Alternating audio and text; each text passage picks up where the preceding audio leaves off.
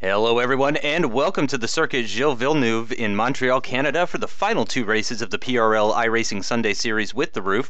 I'm still Justin, and today we'll be racing the AWD and the track versions of the RUF. So this first race is standing start, as always, as the first race of the weekend always is, and it's reverse grid from the previous race. I am starting from, let me take a quick peek. I'm starting from fourth, so actually only 7 cars in this race, which I think means it's the smallest race of the season, unfortunately. But this is a brand new car. This is the all-wheel drive version of the RWD, which is the extremely powerful 730 horsepower version of the RUF with the sport tires. So these are not slicks, they're not track tires, they're just regular sport car tires that you would find on a regular car. So my car is kind of gray. It's mostly gray. You guys may have noticed recently that I've been running kind of the black and yellow paint scheme. For this car, for the AWD, I decided to go a little bit heavier on the gray, just to separate itself from the rest of my RUFs. So it's got the mostly gray or gunmetal color with the thick black stripe and the 2 yellow pinstripe accents, with the word RUF being in, I think it says RT12R, but the lettering is in yellow as well. Let's take a quick peek. Yep, you can see the lettering on the front is in yellow as well. Looks really nice, I gotta say. I even got some compliments on the livery. I thought it looked really good. I just kind of stumbled upon it. I was playing with these 3 colors and just kind of messing around with it, and I saw this and I was like, holy cow, that looks great, in my opinion anyway. So let's go ahead and jump right to it. So yeah, again, I am starting from 4th on the grid. And I did quite a bit of practice for this race. I actually did some live streaming on twitch.tv/FakeGhostPirate. I know some people actually came out and watched that, and I do appreciate you guys watching the live streams as well. You know, sometimes the timing can be a little bit difficult sometimes to watch a live stream with the various time zones and everything. I know a lot of our subscribers are not in America, so it can be tough for some of you guys to watch a live stream. But I do appreciate those of you that did come out and watch. I had a lot of fun doing it, and I plan on doing some more streaming in the future. So I'm hanging on to, it looks like, 4th place position at the moment. Yep, I am still in 4th place. I got Ashley just behind me, and Lauro just behind him, who's getting some oversteer. Oh, no, and it looks like Lauro has had a moment. And let's go ahead and take that back and find out exactly what happened. It looks like Austin... yeah, Austin was supposed to start 3rd on the grid. Okay, so actually, let me go ahead and take this back. Sorry about that, guys. I got a little bit off on a tangent while I was talking there. So I did actually start from 3rd on the grid. And that's because Austin opted to start from the pit lane, it looks like. So, yep, I actually lose out a place to David right off the bat. Yep, and actually now I remember. I want you guys to take a look at this start. Just like with the last 2 races, these are going to be available for onboard as well, so you can watch the onboard video without commentary unedited. There will be a link for the AWD onboard race at the end of this video. So if you're into that, make sure you check out the end of this video for the link to that. But I got a really good start, actually, off the line, and John up ahead in the purple RUF there, my fellow Texan, he did not get such a great launch. It looked like he had some trouble getting into 2nd gear. See, he had a good launch, and then he just slows down massively. And that just kind of allowed David to go up the inside of both of us, actually, and just immediately take P2 at the start of this race. That also compromised me against Ashley, who tried to go around the outside of, I believe that's turn 2, and but he wasn't able to hang it around there. So for the meantime, I'm put down into 4th place position behind John and David, and that's Spencer up ahead, who is having a fantastic start to his race. And let's go ahead and check to see what happened with Lauro now. Lauro's in this blue RUF. And yep, pretty standard. Just get some oversteer, and it kind of snaps. Yep, and he just ends up hitting the wall dead on. I'm wondering if that's something he's going to need to pit for repairs for. You know, it's certainly not a race-ending crash, but it's certainly not going to help, and he may end up having to pit for repairs there. And it looks like he's even going to maybe let Austin by, possibly. Nope, looks like he's going to stay in front of Austin for the meantime. So let's go ahead and go back on board with me. So I just have the one car behind me now, and that is Ashley, who is very quick. He races in the UK&I Skip Barber League in iRacing, which I've been writing articles about. For those of you that follow me on Twitter, you would already know about this. I've been writing articles for iRacing News for a few weeks now, covering only the Skip Barber cars and in that series and that Skip Barber League, the UK and Ireland Skip Barber League as well. Excuse me. So going down the very long straight here, again, this is a very powerful car, so we're approaching speeds of 170 miles an hour or so as we break down into this second gear corner, as we get this wonderful view from the Wall of Champions. And you can see I'm hanging with the pack pretty well. It looks like Spencer's actually pulling out quite a gap here. You guys are going to notice a big difference in the paint jobs from this race to the next one, and that's because I forgot to turn on trading paints for the onboard replay, and so I'm leaving it off for this replay as well. That way there's no confusion. So I know some of you guys watch the onboards as well as the commentated races, so this way the color schemes won't change. But you're going to see a big change in the color schemes for this, the second set of videos, because I'm going to have Trading Paints turned on. Trading Paints, which is at tradingpaints.com, is a place where you can get a little bit more custom paint jobs for your car, as we see me hit the barrier at this high-speed right-hand corner. In an F1 car, this is a very straightforward sort of corner here, just flat out. And in this extremely heavy roof with these sport tires, though, it's a little bit different sort of corner. You can see I actually missed my turn-in point, though. I turned in a little bit late right there. I should have already been turning in probably 3 meters before this or so, if I wanted to be nailing my apex. And unfortunately, I just, this is slow-mo, right? Yep. Unfortunately, I just caught some massive understeer, and by the time I hit the brakes, you can see I'm braking right here. By the time I hit the brakes, it was already too late, and I was carrying way too much momentum, and I was at the outside of the corner as well. So I end up having a little bit of a contact with the barrier right there, but it's only cosmetic damage, actually. I was very concerned that that was going to be something that I need to pit for, and it's very early in the race, so it would be nearly impossible to drive around for the rest of the race with mechanical damage. So I was very worried that this was going to be something that I would have to pit for, but I can tell you right now that I did not suffer any sort of mechanical damage. I didn't feel anything going through this left-hand corner, but I knew the real test would be going through this right-hand corner. If you damage the left side of your car, you're going to feel it when you're going through a right-hand corner, because all the loads are shifting to the left as you go through a right-hand corner. But I didn't feel any issue. You can see right here I'm actually keeping up with Austin pretty well. He definitely carried some more speed through there, but I don't seem to be suffering from any sort of problems. So just going to continue on at full speed as we go down into this chicane. Second gear for this chicane in this roof. I believe in all the roofs it would be a second gear chicane, actually. Very easy to get some oversteer at the exit of that chicane as you're applying the throttle and going into third gear, so you got to be very careful there. Braking very early for this hairpin, using second gear again for this corner. Really, if you use first gear, you're only going to accelerate out of first gear for a couple of tenths before you're shifting into second. So I think the reduced RPM as you come out of the corner, which does help with traction, is actually beneficial versus going into first gear. So I do believe that I haven't checked, I didn't ask anyone, you know, there's no teams for the PRL iRacing, not for this season anyway. There was no teams.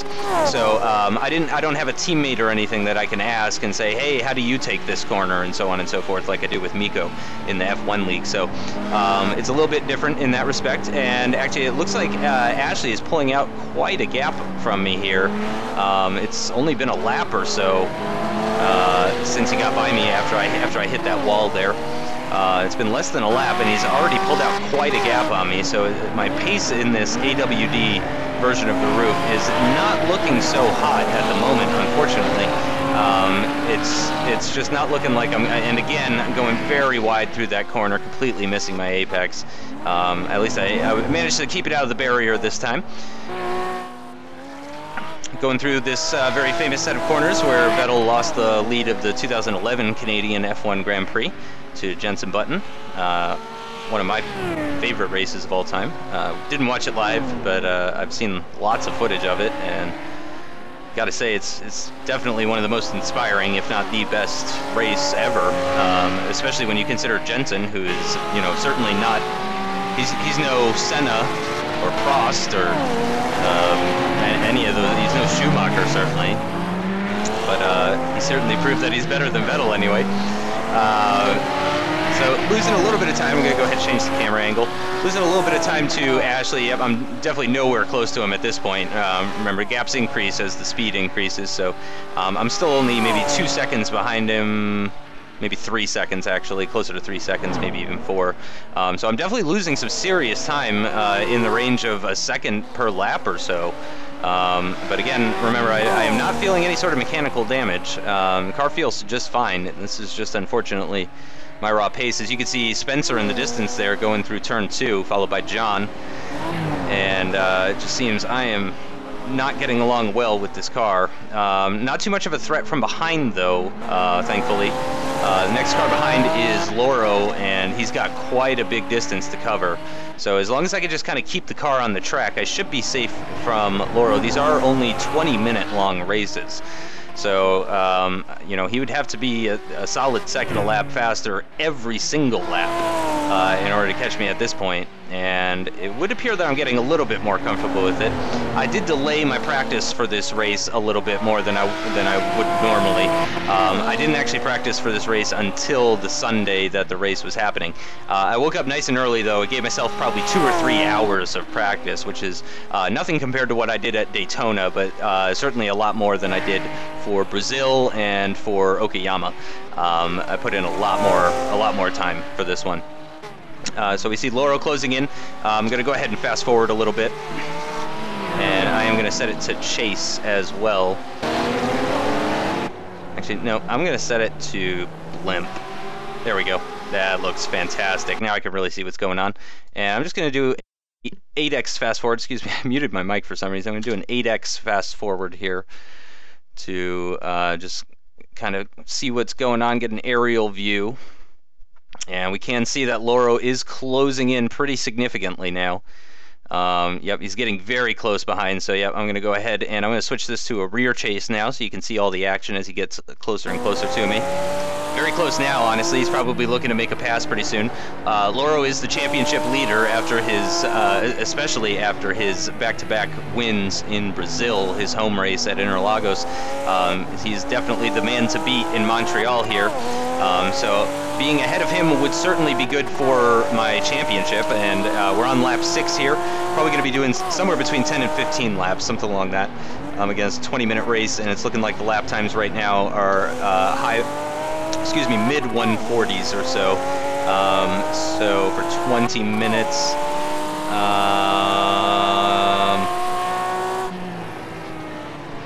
we're looking at more than 12 laps, I think. It was a standing start, so the first lap is a little bit slower than the rest of them. And I've gone very deep, and just a little tap with the barrier there, nothing too bad, but I went very deep into that hairpin, and that's given Loro a much better exit, and he's just going to fly right by me. I'm going to certainly get into his slipstream and see if I can stay with him as best I can. But based on how fast he caught me, it's not looking like... it's looking like he's got the pace on me, so I doubt. But really, you want to try and stick with somebody as best you can. He's already made one mistake in the race. There's nothing saying that it's impossible for him to make a second mistake. So still pushing very hard. And I'm not too far off. Everybody's kind of spread out now, though. There's a pretty big gap between Loro and John, pretty big gap between John and David, and a pretty big gap between David and Spencer, I do believe. So everybody's kind of spreading out in this race a little bit. Certainly some people feel more comfortable with the car than others. And already Loro's just really looking like he's Yeah, out of touch, already gone. So he's definitely got the pace on me at the moment. I'm gonna go ahead and switch back to, let me try chopper. No, it's not quite zoomed out enough. I'm scared to bring up the camera controls command because I'm worried it might do something with fraps. So I'm gonna go ahead and just use the blimp for now. So losing touch more and more with Lauro. Going down the long straight.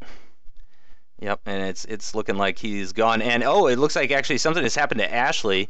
I would like to find out what happened there because I noticed that he had dropped behind John when he was ahead of John. So I would like to take this back just a little bit and see if I can find out what happened here.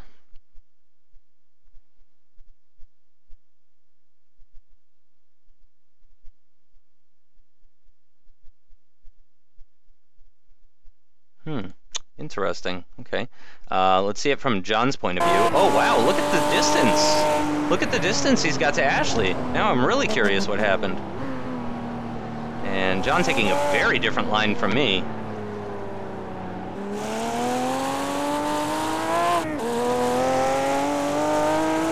And I'm really not sure what's happened to Ashley there.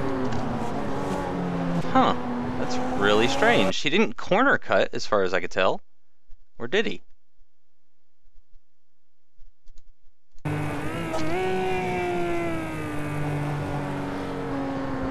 No, that's very legal. Again, very legal. Huh.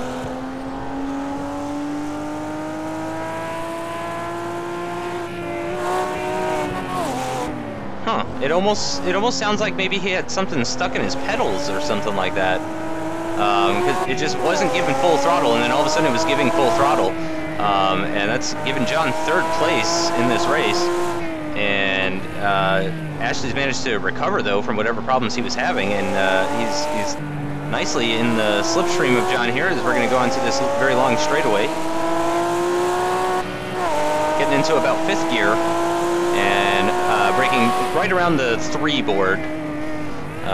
Again, you have to brake very early in this car because it's so heavy and because of the tires as well. And it's looking like John's pulling out a little bit of a gap now. And yep, and Spencer has a very comfortable lead over David at the moment, so he's looking very good for the win at the moment. Going through the hairpin. It looks like John's gotten a little bit better of an exit. Oh, we have a little bit of a lag moment with Ashley. He's on another continent, though, so that's to be expected from time to time. Still nothing like the lag problems that you'll see in F1 2013 because there's no servers in F1 2013. When you have an actual server that everyone connects to, it greatly improves the multiplayer experience, and that's part of what you pay for when you're paying for a subscription with iRacing. Paying for those servers, you're paying for the car updates, you're paying for new cars, you're paying for new tracks. Of course, you do also have to pay for those new cars and tracks with actual money as well. And it looks like David's had a little bit of an issue going into turn 1.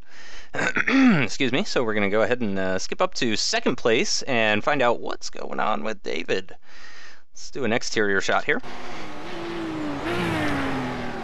And whoa, whoa, whoa! That's very interesting stuff there. That was looking like a drift until he came to a complete stop.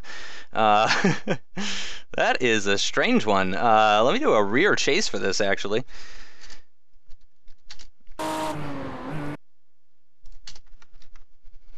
And his car has definitely seen some action. You can see from the front. And look at that. Look at that beautiful slide. Got the smoke coming off the wheels. He's counter-steering, maybe counter-steering a little late, but he's also braking clearly as he comes to almost just about a dead stop, just at the edge of the track, though. I'd be very surprised if he got an off-track incident for that, because I'd say that was about as good a save as it gets. So yeah, that's allowed John to close in massively, with Ashley just behind, Lauro closing in as well. And you can see my my RUF way off in the distance there, just coming over the start-finish line as David and John go through turn 2 here. And get some more oversteer. This is a very difficult car to control. Extremely difficult. Let's switch to number 3 here.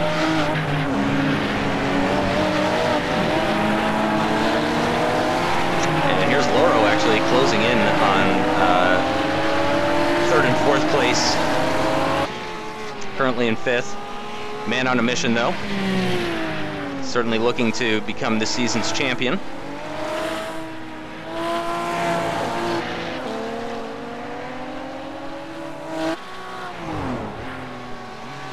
And John's starting to pull away a little bit from Ashley as Lauro closes the gap. And I'm sticking with them pretty well, pretty much because they are making small mistakes. If it wasn't for the mistakes that they were making, I would certainly be a little bit farther back. But that's just kind of what I'm hoping and counting on. That was part of the reason that I won at Daytona in the RWD, was just from not crashing. So that was definitely a focus for me at this race, was not crashing. I did have that brief contact with the barrier, probably lost half a second to a second, thereabouts. So I did lose some time, but I haven't made any major mistakes. I think David's incident at turn 2, or turn 1, excuse me. I think his incident lost him a little bit more time than my incident did. And another wonderful shot from the Wall of Champions there, as we can see 5 cars in view all at once, as we get a little bit of a lag from Ashley. And also, of course, if Lauro is so fast and he is catching these guys, he's going to start going side by side with Ashley and John, which is going to slow down all 3 of them, which could give me an opportunity to close down that gap and possibly make an attempt later, late in the race. Gotta say, this track was a lot of fun with this car. I had a blast driving both versions of the RUF around Montreal. It's a proper racetrack, certainly.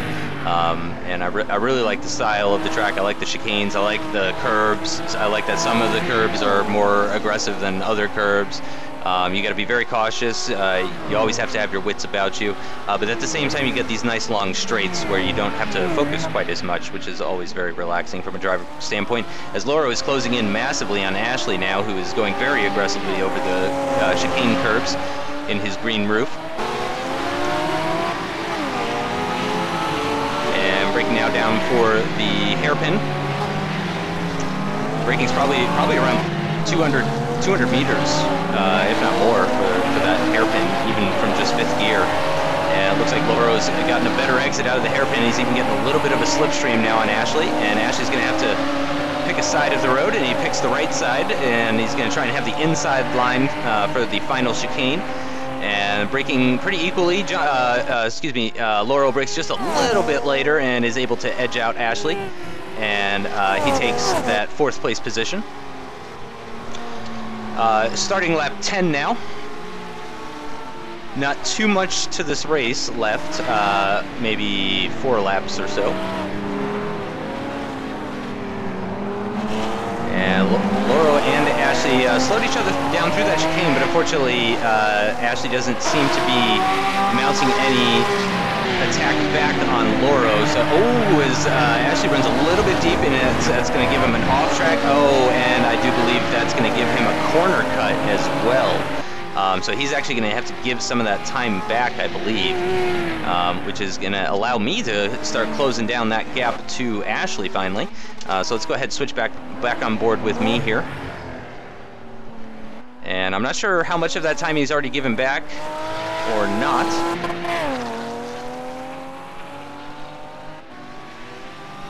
Yep, I'm definitely visibly closer, but I think he's given back all the time he needed to already. So, unfortunately, to close the gap down any closer than that, as I have a little bit of a moment, I could tell you from hindsight, accidentally went down to 1st gear for that chicane, and it gave me a little bit of oversteer and compromised my exit as well. So, had a really bad chicane there, which is unfortunate because I just kind of started closing down that gap to Ashley ahead.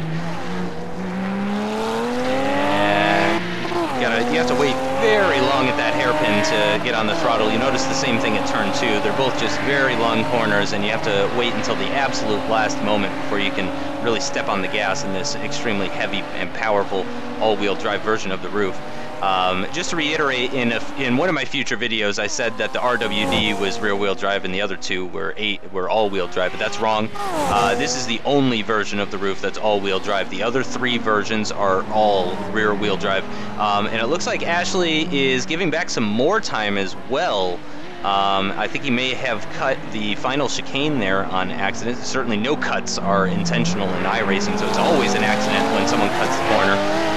But that's allowed me to really close up right on him now, and hopefully I can take this 5th place position off of him. Currently in second to last with Austin behind. I'm not sure if he's close. I'm not sure what's going on with him. But I haven't seen him in view or anything just yet, so he's certainly not a threat at the moment anyway. But I'm in second to last, which is never fun.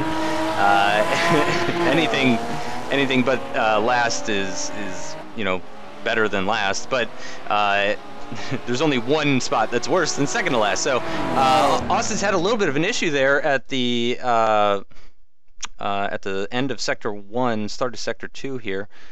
Let's go ahead and switch to a chase view from my point. Oh, no, I want to... And he pretty much nailed that corner. And that corner as well, but it's... Oh, and then he just has a brief little moment with the barrier there. And again, he's got to choose sides. He chooses the right side, I go to the left, and actually that looks like job done already. Yep, I was able to carry enough speed through that corner to just outright pass him, and it looks like both of us actually have gone a little deep into the chicane there. I can tell you, when I went deep into the chicane, I was thinking, oh God, I'm going to be giving this place right back to him. I wasn't aware that he had also gone deep though. Oh, and he's got a little bit of a wobble, but he manages it fantastically. Gets some serious oversteer under braking there, loses the back end, but he's able to countersteer and control that and hang on, and ends up breaking down for the hairpin just about right where he needs to be. But that is going to give me a little bit more of a gap to him, which is very welcomed as we finish lap 11 and start lap 12.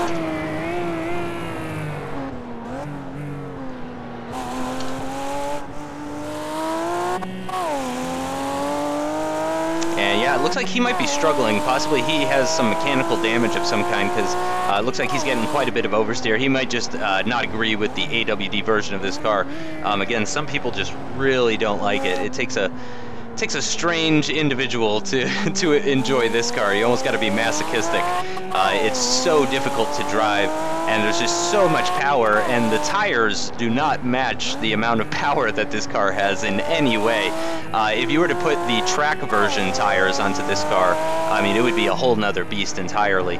Hopefully that's something we'll see in iRacing. Recently there was an article discussing the future of iRacing and sim racing in general, and they were talking about how wet weather could be coming soon, and also the ability to select tires, mandatory pit stops, those sorts of things, which all of those things sound fantastic to me. Really just, that's exactly what I would be expecting to see in the future of iRacing, and it's good to see that they're kind of already expecting all those things as well. Very nicely through that chicane. I think that was one of the best times I took that, actually. Carried just enough speed, just barely touching the curb. And again, breaking down to about two second gear for this corner. It's probably about 40 miles an hour or so, and just barely missing out on the barrier. You really got to be brave with the barrier as you're coming out of that hairpin with this car, especially. And wow, just a big gap now to Ashley, who I believe is having problems. Usually his pace isn't like this, so I would either expect he's struggling with the car, or the car has some sort of mechanical damage. I think is entirely likely. And I hear an engine. Is this the end of the race? Something tells me this is the end. I think that was the end of the race. Yeah, there's a car stopped right next to the camera. Yep, that's Spencer. He won the race. Congrats to Spencer. Very well earned. I mean, he absolutely dominated that race, I believe. So very nice job from Spencer. And I ended up coming home in 5th place after passing Ashley because of his issues, as you see me do a little 180 there. And I did touch the barrier. I was trying to do the 180 without touching the barrier, so that was a little bit of a fail, but I was doing my best to try and do a little 180 coming out of this corner, because again, it's very easy to you just kind of turn the car, step on the gas, and the back end just steps out. And so I was kind of hoping to just barely miss out on the barrier, but actually the car ends up coming around and boop, and just kind of tap the front left with the with my car there, or I tapped the front left of my car into the barrier there, but almost did a flawless 360 back onto the track, which would have been pretty nice. So all in all, actually, it wasn't a super exciting race. Some of you guys might be like, "Oh, this is boring, stupid Montreal." Don't think that. The next race is the last race of the season, and it is without a doubt the best race of the season. I kid you not. The last race is also the best race. It's, you know, you can't write this stuff. It's as good as you could possibly expect.